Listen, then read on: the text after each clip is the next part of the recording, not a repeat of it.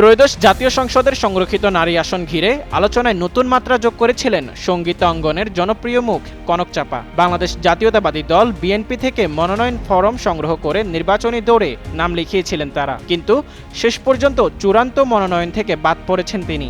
আজ দলের চূড়ান্ত মনোনয়ন ঘোষণার পর তিনি ফেসবুকে অনুরাগীদের উদ্দেশ্যে বিশেষ বার্তা দেন। কনক চাপা আবেগঘন বার্তায় বলেন, প্রিয় বিশ্ববাসী, আসসালামু আলাইকুম।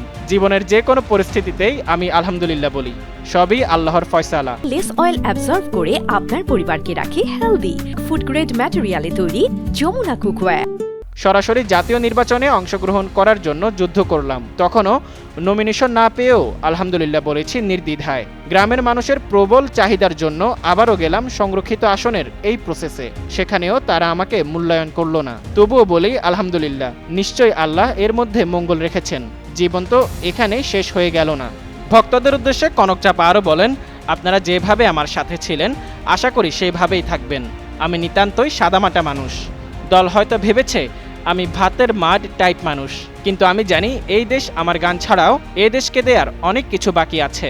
ইনশাল্লাহ আমি আছি দেশের হয়ে, দশের হয়ে। আর কিছু যদি নাও পারি, মরে গিয়ে মাটিতে মিশে মাটি উর্বর করতে পারবো নিশ্চয়ই।